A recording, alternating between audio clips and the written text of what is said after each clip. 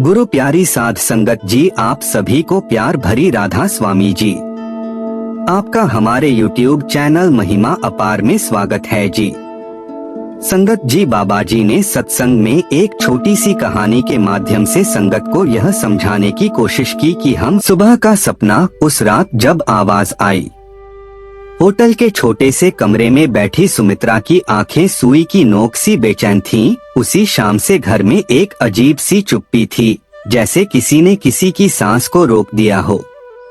उसके पति विनोद की तबीयत पिछले कुछ दिनों से गिर रही थी। बुखार आता, थकान बढ़ती और दवाइयाँ जैसे कोई असर न कर रही हों। बच्चे सो चुके थे और घर की दीवारों पर टंगा जता हुआ छोटा दीपक धुएं से धंस रहा था। रात ढली तो सुमित्रा ने भगवान के नाम का जाप किया और थक कर सो गई। तभी बीच नींद में उसे एक मंद पर सुस्पष्ट आवाज सुनाई दी, डर मत, उठो और जाने की तैयारी करो। आवाज ने उसे नहीं डराया बल्कि कुछ आश्वस्त कर गया। उसने आंख खोली तो कमरे की यादें एक पल को धुंधली सी लगने लगी। उसने देखा कि खिड़की से बाहर हल्की रोशनी आ रही है और उसके मन में अचानक इच्छा जगी कि वो गांव के प्राचीन मंदिर जाकर माता के सम्मुख विनोद की तबीयत के लिए प्रार्थना करे।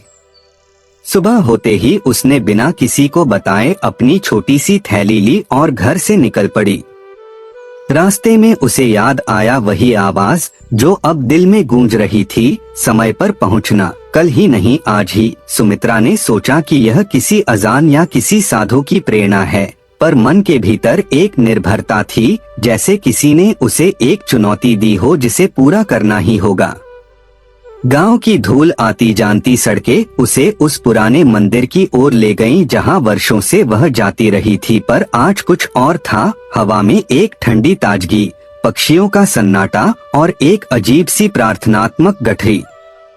मंदिर में उसने दंडवत किया, दीपक जलाया और पूरे मन से विनोद की रक्षा हेतु हाथ जोड़कर प्रार्थना की। वापस लौटते वक्त उसका कदम जल्द था, पर घर पहुंचते पहुंचते दिमाग में एक शंका थी, क्या वही आवाज सपना थी या कोई संकेत। दरवाजा खुला, घर में अंधेरा, बच्चे अभी भी सो रहे। तभी किचन की तरफ से हल्की हल्की चहल पहल सुनाई दी और बाहर से आती किसी की आहट ने सुमित्रा के कदम अचानक रोक दिए। वरांडा पर खड़ी एक वृद्धा ने उसे देखा और मुस्कुराते हुए कहा, अच्छा समय पर आई हो, कुछ होना था कल। सुमित्रा ने हैरानी में वृद्धा की ओर देखा, पर वह वृद्धा अचानक गायब सी हो गई, जैसे हवा में मिली कोई छाया। तभी घर में अचानक हादसा घटा। विनोद की सांसें धीरे धीरे अटकने लगीं और घर में हलचल मच गई। सुमित्रा के हाथ कांपने लगे, पर उसके भीतर जो शक्ति आई वह उस रात देखी गई आवाज की देन लगी। उसने याद किया कि आवाज ने कहा था, डर मत, उठो और जाने की तैयारी करो। किसी तरह उसने पड़ोस के लोगों को बुलाया, डॉक्टर को फोन किया, पर सब कुछ बेकार जैसा लगा। तभी उसके दिमाग में एक नाम उभरा, राधा स्वामी।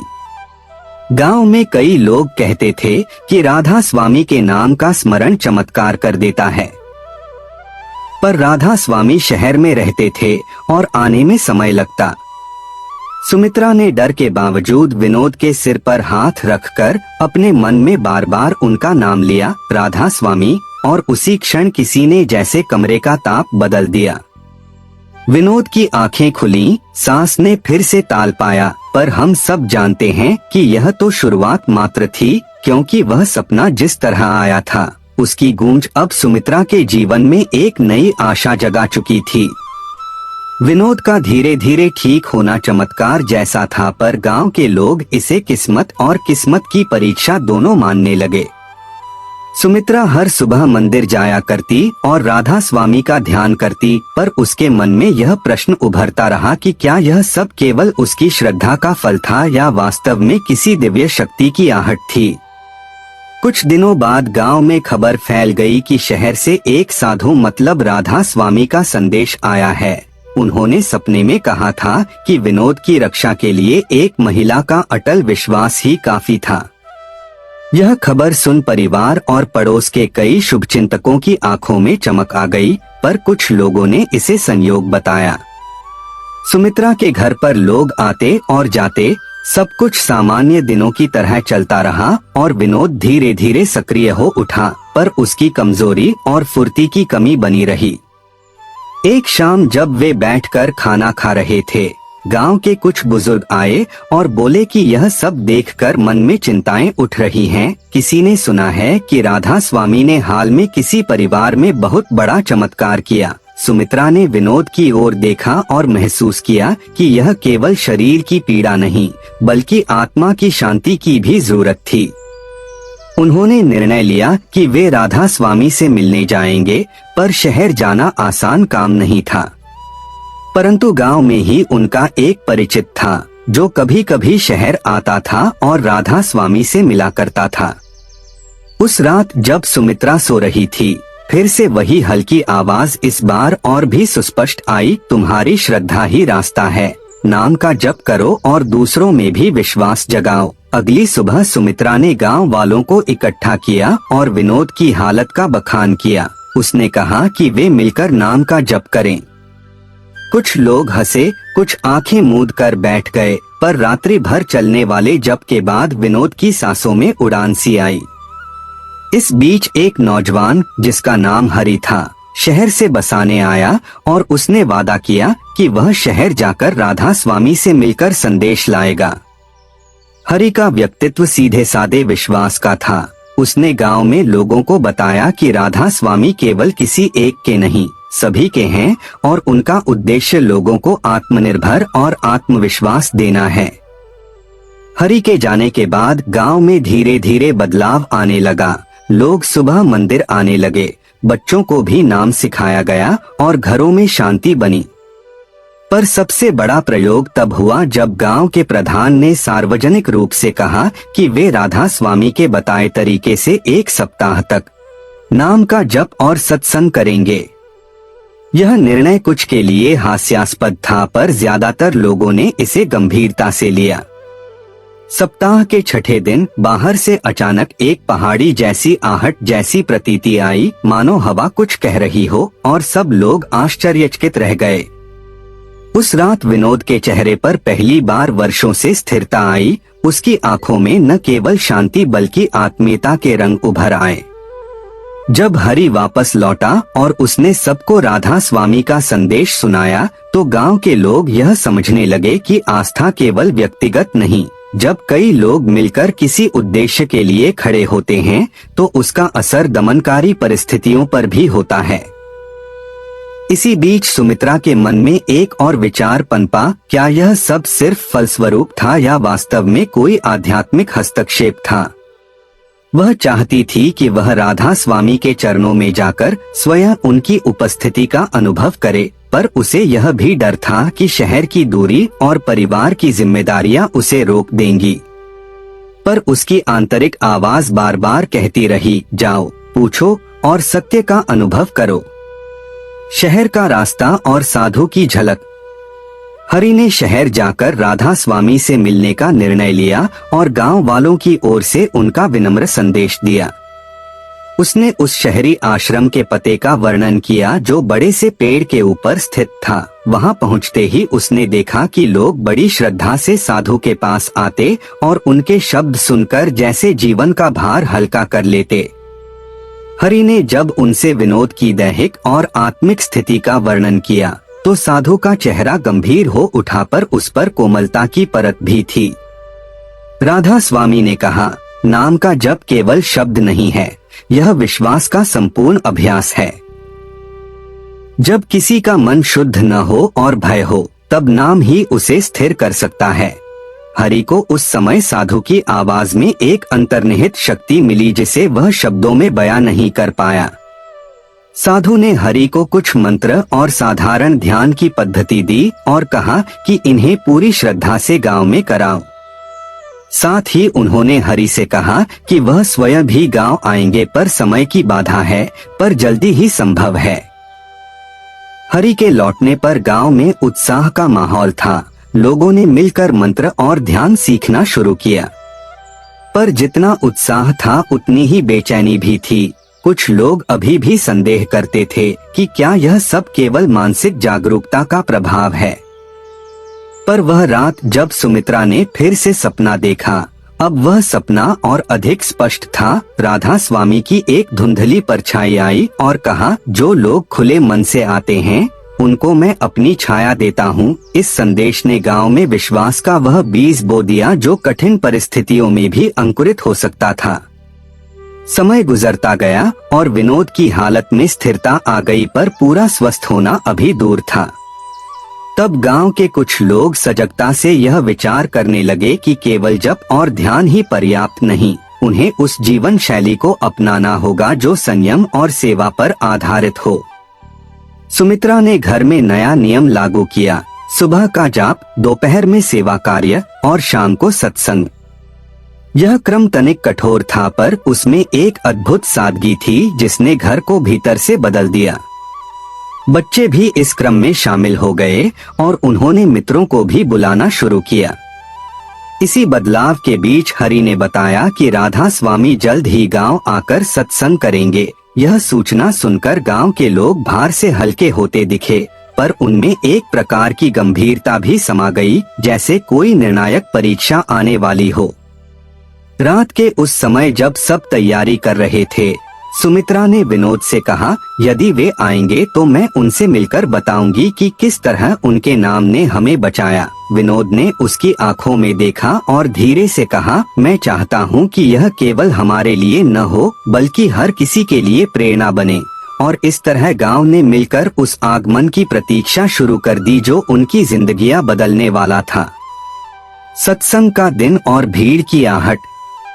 उस दिन गांव के खेतों और गली नुक्कड़ों में ऐसी हलचल थी जैसे कोई त्योहार हो। लोग साफ सुथरे कपड़े पहनकर एक खुली जमीन पर इकट्ठा हुए जहां राधा स्वामी बैठने वाले थे। बच्चे फूल लेकर भाग रहे थे और बुजुर्ग अपनी यादों में खोकर उस दिन की महिमा का वर्णन कर रहे थे जब उनके गांव में पहली बार किसी संत ने कदम रखा था। जब राधा स्वामी पहुँचे तो उनका चेहरा शांति से पर पूरा समुदाय उनकी ओर खिंच गया। उनकी उपस्थिति में कुछ ऐसा लग रहा था जो शब्दों से परे था, एक प्रकार की सहज गरिमा। उन्होंने सबसे पहले विनोद की दशा सुनी, फिर सुमित्रा ने उनकी आंखों में देखते हुए पूरा प्रसंग सुनाया, उस रात की आवाज, मंदिर की प्रार्थना और कैसे अचानक विनोद की हालत में सुधार आया। साधु ने शांत मुद्रा में उनकी बात सुनी और फिर कहा, यह संसार कर्म और कृपा से चलता है। जब किसी की आस्था निस्वार्थ होती है तो प्रकृति भी उसके काम में सहायक बन जाती है। उनकी बातों में एक सरल पर सार था। फिर उन्होंने गांव वालों को समझाया कि नाम का जप क्यों प्रभावी है। नाम में जो स्फूर्ति है वह व्यक्ति के भीतर के भय को कम करती है और उसके मन को केंद्रित करती है। जब मन केंद्रित होता है तो शरीर स्वयं अपने आप को उत्तम स्थिति में लाने का प्रयत्न करता है। सत्संग के बाद लोगों ने अपने प्रश्न रखे, कुछ तो ऐतिहासिक अनुभव बताने लगे, कुछ ने जीवन के कठिन सवाल पूछे। राधा स्वामी ने हर प्रश्न का उत्तर करके व्यक्तियों को एक नई दिशा दिखाई। पर एक पल ऐसा आया जिसने सभी की आंखों में नमी ला दी, जब उन्होंने कहा, आप सबकी असली परीक्षा यही है कि आप अपने घरों में जो शांति और प्रेम पाते हैं उसे बाहर भी फैलाए। यह वाक्य वृद्धों के लिए सीख था और बच्चों के लिए प्रेरणा। सुमित्रा ने उस समय महसूस किया कि उसके भीतर से जो डर था वह धीरे धीरे पिघल रहा है। अब उसका भय केवल विनोद की बीमारी ही नहीं था, बल्कि समाज के नजरिए से जुड़ी हुई बात भी हल्की पड़ रही थी। सत्संग के बाद राधा स्वामी ने गांव में कुछ दिनों तक रुकी रहने का प्रस्ताव रखा और लोगों को छोटे छोटे अभ्यास सिखाए, सांसों की साधना, नाम का जप और सेवा का महत्व। यह छोटी छोटी तकनीकें घर घर में पहुंचने लगी और जैसे जैसे लोग इन्हें अपना रहे थे वैसे वैसे गांव की आंतरिक आवाजें बदलने लगी। लोगों में एक नया आत्मविश्वास उभरा। वे अब अपने घरों में छोटा सा बदलाव करके देखना चाहते थे, एक दूसरे के साथ बात करना, दुखों को बांटना और हंसी साझा करना। उस शाम जब सब घर लौट रहे थे, सुमित्रा ने विनोद का हाथ पकड़ा और कहा, देखो हमने एक नई शुरुआत कर दी है। विनोद ने उसकी आंखों में देखा और मुस्कुराते हुए कहा, और यह शुरुआत सिर्फ हमारे लिए नहीं बल्कि हर उस इंसान के लिए है जो अपने जीवन में प्रकाश चाहता है। संशय, संघर्ष और सामुदायिक सेवा। सत्संग के पश्चात गांव में जो परिवर्तन आया वह सबके लिए एक नया अनुभव था, पर हर परिवर्तन के साथ संशय भी आता है। कुछ लोगों ने तो इसे केवल मनोवैज्ञानिक असर माना, नाम जपने से कैसे रोग ठीक होगा, इस तरह के प्रश्न उठे और कुछ ने इसे नजरअंदाज कर दिया। परंतु गांव में काम करने वाली छोटी छोटी समितियों ने निर्णय लिया कि वे सामुदायिक सेवा के जरिए इस शिक्षा को और भी मजबूत करेंगे। सुमित्रा ने, जो पहले केवल घर की गृहिणी थी, अब गांव के स्वास्थ्य शिविर में स्वयं सेवा करने लगी। उसने देखा कि लोगों में जब बातचीत खुली तो कितनी तकलीफें साझा हो जाती हैं और उनका हल मिलकर निकाला जा सकता है। वहीं विनोद ने भी धीरे धीरे अपना जीवन फिर से संभालना शुरू किया। उसने पशुओं की देखभाल में हाथ बटाया और सुबह शाम जप में साथ दिया। पर सबसे बड़ा संघर्ष तब आया जब गांव के कुछ प्रतिष्ठित परिवारों ने इस तुलना को राजनीतिक रंग दे दिया। कुछ लोग जो पहले आयोजन के आयोजक थे अब असंतुष्ट हो गए क्योंकि गांव में कुछ का प्रभाव कम होता दिखाई दिया। यह राजनीति एक नए तनाव का कारण बनी। सुमित्रा ने देखा कि जहां एक तरफ लोग सेवा कर रहे हैं और नाम का जप करके शांति पा रहे हैं, वहीं कुछ लोग स्वार्थ के लिए इस आंदोलन का विरोध कर रहे थे। पर राधा स्वामी की सिखावन ने सबको यह बताया कि सच्ची सेवा निस्वार्थी होती है और जो निस्वार्थी नहीं है वह थोड़े समय के लिए प्रचलित हो सकता है पर वास्तविक परिवर्तन नहीं ला सकता। एक दिन गांव में एक पुरानी औरत आई जो अपने बेटे की नौकरी के संबंध में दुखी थी। उसके आंसुओं को सुखाने के लिए सुमित्रा ने उसका हाथ पकड़ा और गांव के लोगों से मदद मांगी।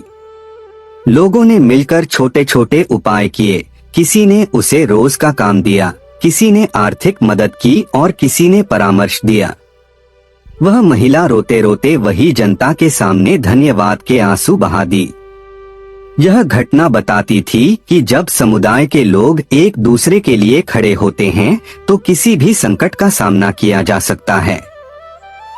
इसी बीच विनोद की हालत में एक नया उल्लास आया। वह अब पहले से अधिक जीवंत दिखने लगा और उसकी आंखों में एक नई चमक आ गई। पर सुमित्रा का दिल अभी भी चैन से नहीं बैठा। वह जानती थी कि असली परीक्षा यह है कि यह परिवर्तन टिकेगा या नहीं। गांव के बड़े बुजुर्ग भी अब दो समूहों में बंट रहे थे, एक जो सत्संग और सेवा को आगे बढ़ाना चाहते थे और दूसरे जो पुरानी व्यवस्थाओं को कायम रखना चाहते थे। पर इसी विभाजन में भी एक सच्चाई उभर कर आई, परिवर्तन की राह कठिन होती है पर जो लोग दृढ़ रहते हैं वे अंततः सफलता पाते हैं। राधा स्वामी ने गांव के लोगों को समझाया कि परिवर्तन का अर्थ केवल धार्मिक आचरण नहीं, यह जीवन जीने का तरीका है। एक दूसरे की सहायता करना, कर्म करना और विश्वास बनाए रखना। परीक्षण और आस्था की कसौटी। समुदाय में चल रहे संघर्ष के बीच एक नया संकट खड़ा हो गया। गांव के पास बहने वाली नहर में अचानक प्रदूषण घटना ने खेती को प्रभावित करना शुरू कर दिया। फसलें पीली होने लगीं और किसानों के चेहरे पर चिंता के बादल छा गए। लोगों ने सोचा कि यह केवल मौसम की मार है, पर कुछ बुजुर्गों ने कहा कि यह किसी द्वेषपूर्ण योजना का नतीजा हो सकता है। इस घटना ने गांव को फिर से एक परीक्षण में डाल दिया। क्या वे अपने नैतिक और आध्यात्मिक आदर्शों पर कायम रहेंगे या शांति भंग कर देंगे? सुमित्रा और विनोद ने गांव के संत की प्रेरणा से एक सफाई अभियान की शुरुआत की। युवाओं ने मिलकर नहर की सफाई की और महिलाओं ने गांव के तालाबों की जांच शुरू की। सेवा का यह कार्य कठिन था, परंतु लोगों ने देखा कि मिलकर संसाधन और समय देने से समस्या कुछ हद तक हल हो रही है। इसी समय कुछ वरिष्ठ लोग आए और कहा कि वे राधा स्वामी से सलाह लेने वाले हैं। राधा स्वामी ने गांव में आकर कहा कि इस संकट का भी समाधान है।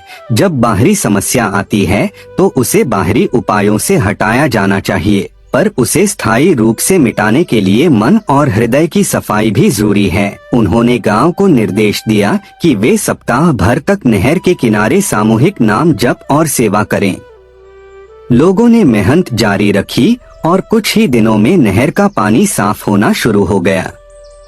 यह देखकर गांव के लोगों का विश्वास और भी दृढ़ हुआ। परंतु वही पुरानी विद्वेषी शक्तियां जो परिवर्तन का विरोध कर रही थीं, अब और भी तीव्र हो गईं। उन्होंने बाजार में अफवाह फैलाई कि गांव के लोग केवल अंधविश्वासिक हो रहे हैं और उनकी जमीन खराब हो रही है। सुमित्रा ने देखा कि परिवर्तन की राह में विरोध भी आता है और उसे सहन करने का साहस चाहिए। उसने गांव के विद्यालय में बच्चों को साफ पानी और स्वच्छता के महत्व पर व्याख्यान देना शुरू किया और इससे बच्चों और युवाओं में जागरूकता आई। इसी बीच विनोद ने निर्णय लिया कि वे बाजार की समिति में जाकर उन अफवाह निवासियों का सामना करेंगे और सच्चाई दिखाएंगे। वह गया और अपनी हालत का साक्ष्य, सुधारती हुई फसलें और साफ पानी लोगों के सामने रखा। धीरे धीरे अफवाहों का असर घटने लगा। इस सब के दौरान सुमित्रा का विश्वास और भी गहरा हुआ। उसने महसूस किया कि सत्संग और सेवा मिलकर काम करते हैं। नाम का जप मन को शांत करता है और सेवा हाथों में शक्ति भर देती है। और इस सिद्धांत ने गांव को एक बार फिर संकट से बाहर निकाल दिया, पर यह भी सिखा दिया कि आस्था का असली मूल्य तब परखा जाता है जब संकट की आग आपका मन नहीं झुलसाती। आशीर्वाद का स्पर्श और नई उम्मीद। जब गांव नहर की समस्या से निकला तो लोगों में नई उमंग और विश्वास का संचार हुआ। राधा स्वामी ने एक शांत सभा रखी जहां उन्होंने गांव के लोगों को यह समझाया कि असल आशीर्वाद वही है जो कठिनाई के क्षणों में मिलकर संघर्ष करने से आता है। उनके शब्दों में एक ऐसी गर्माहट थी कि सभी श्रोता उनके पास जोर से खींचे चले गए। उसी सभा में साधु ने विशेष रूप से सुमित्रा की रीढ़ की हिम्मत की प्रशंसा की और कहा, जो अपना डर परास्त कर दे वही सच्चे धर्म का अनुयायी है। यह सुनकर सुमित्रा की आंखों में आंसू आ गए, पर वे आंसू खुशी के थे। राधा स्वामी ने गांव वालों को एक सरल उपदेश दिया, प्रतिदिन नाम का जप और एक छोटा सा सेवा कार्य, और कहा कि यही जीवन की सच्ची साधना है। उनकी उपस्थिति से सभी में एक असीम ऊर्जा फैल गई थी। लोग फिर से काम में लग गए, लेकिन इस बार उनके कर्मों में सोच और भावना दोनों समाहित थीं। इसी समय विनोद की तबीयत पूरी तरह सुधर रही थी और वह जीवन की छोटी छोटी खुशियों को मानने लगा। उसने गांव के युवाओं को पशुपालन सिखाना शुरू किया और सुमित्रा ने गांव की महिला मंडली की अगुवाई संभाली, जिससे औरतें आत्मनिर्भर बनी। इस बीच राधा स्वामी ने घोषणा की कि वे कुछ समय गांव में रहेंगे और जो भी व्यक्ति चाहता है वह उन्हें निजी सलाह देने के लिए मिल सकता है। इससे गांव में लोगों की उम्मीदें और भी बढ़ गईं। उस रात जब सब घर बैठे थे, सुमित्रा ने राधा स्वामी से मिली प्रेरणा के साथ यह सोचने लगी कि कैसे एक सपने की आहट ने उनके जीवन को बदला। वह जानती थी कि वह आवाज केवल एक संकेत नहीं थी, बल्कि एक निवेदन था कि वे अपने घरों को फिर से प्रेम और स्नेह का केंद्र बनाएं। अगले दिन गांव में एक छोटी सी सभा आयोजित हुई जहां साधु ने सभी को पानी भर कराने के लिए कहा। उन छोटी छोटी पारस्परिक सेवाओं ने गांव में आपसी भलाई बढ़ाई। लोग अब एक दूसरे की जरूरतों को समझने लगे और मदद के लिए आगे आने लगे। कुछ दिन बाद एक मनोवैज्ञानिक अध्ययनकर्ता गांव आया और उसने देखा कि जो गांव पहले बिखरा हुआ महसूस करता था, अब एकता और सहिष्णुता की मिसाल बन चुका था। उसने देखा कि सत्संग और सेवा के मिलन से लोगों में जीवन के प्रति सकारात्मक दृष्टिकोण आया है और मानसिक स्वास्थ्य में भी सुधार हुआ है। यह जानकर गांव के लोग अनुग्रहित महसूस करने लगे और वे जान गए कि उनकी यात्रा केवल विनोद की उन्नति तक सीमित नहीं थी। यह एक समग्र परिवर्तन था जो परिवारों और समुदायों की सोच बदलने में सफल रहा। चुनौती का सामना और सच्चाई की जीत। गांव में स्थिरता स्थापित हो चुकी थी, पर बाहरी दुनिया की तपिश कुछ अलग ही थी।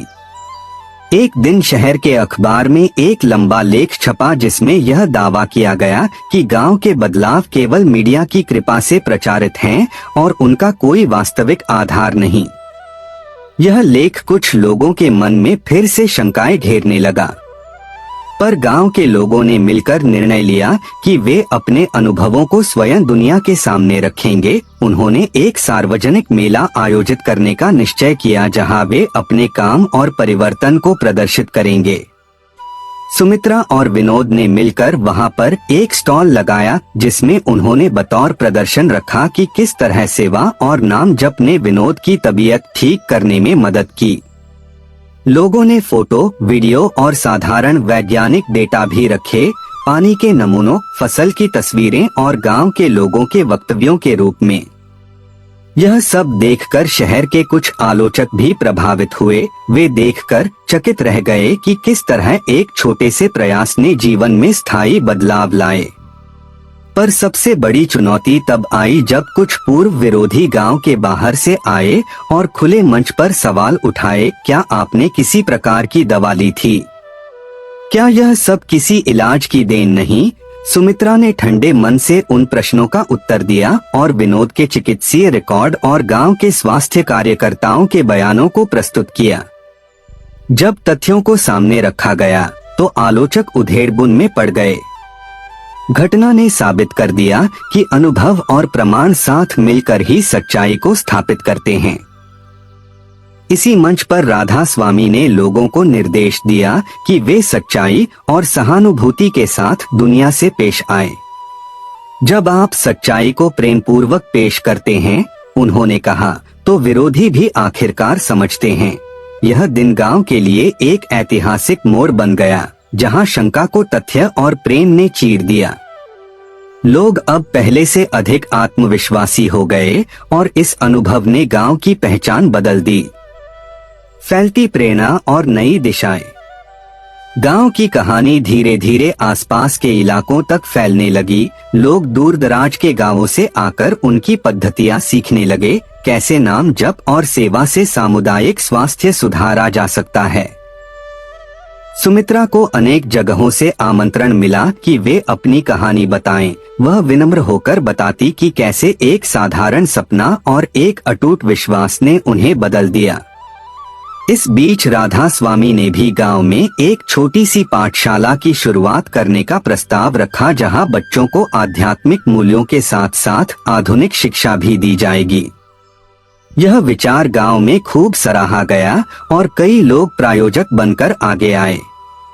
साथ ही गांव ने एक स्वास्थ्य केंद्र भी खोला जहां नियमित जांच और औषधीय शिक्षा दी जाती। यह सब कुछ पहले की तुलना में आश्चर्यजनक बदलाव था। फिर भी सुमित्रा जानती थी कि परिवर्तन एक सतत प्रक्रिया है, इसलिए उन्होंने हर महीने सेवा और सत्संग के कार्यक्रम आयोजित करने की परंपरा बनाई। गांव के युवा अब स्वयंसेवक बनकर अन्य गांवों में जागरूकता फैलाने लगे। उनकी कहानी ने दिखाया कि आध्यात्मिकता और सामाजिक कार्य हाथ में हाथ देकर चल सकते हैं। धीरे धीरे यह मॉडल पास के कई गांवों में अपनाया गया और लोग वहां के अनुभवों को साझा करने लगे। वचन और वक्त, चमत्कार की सत्यता। समाप्ति की ओर आते हुए गांव में एक सभा आयोजित की गई जिसमें राधा स्वामी ने कहा कि असली चमत्कार किसी एक घटना में नहीं बल्कि निरंतरता में है। यदि आप सुबह उठाकर नाम जप और सेवा करते रहेंगे तो वही असली चमत्कार है जो पीढ़ियों तक चलता है। उस दिन सुमित्रा ने समझा कि जो आवाज उसे रात में आई थी वह केवल एक संकेत नहीं बल्कि एक आमंत्रण था, जीवन को फिर से संभालने और दूसरों के जीवन में भी प्रकाश पहुंचाने का।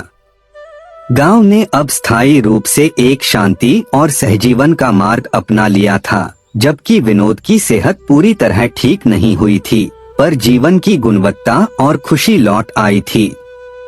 उस दिन गांव वालों ने मिलकर एक वृक्ष लगाया। वह वृक्ष उस रात की यादगार था जब सुमित्रा ने पहली बार सपना देखा था। राधा स्वामी ने हाथ रखकर आशीर्वाद दिया और कहा, यह वृक्ष आपके विश्वास और सेवा का प्रतीक है। जब वे सब घर लौटे तो सुमित्रा ने अपने मन में यह कटिबद्ध किया कि वह इस पथ पर चलते रहेंगे और अपने अनुभव दूसरों तक पहुंचाते रहेंगे। और इस तरह से वह सपना जिसने एक रात में उनकी नींद तोड़ी, धीरे धीरे पूरे गांव के जीवन को संवार गया। और साचों चमत्कार का अर्थ यही सिद्ध हुआ कि जब मानवता, आस्था और सेवा एक साथ आते हैं तो जीवन में ऐसे बदलाव आते हैं जो शब्दों में बयां नहीं किए जा सकते, वे महज अनुभव किए जाते हैं।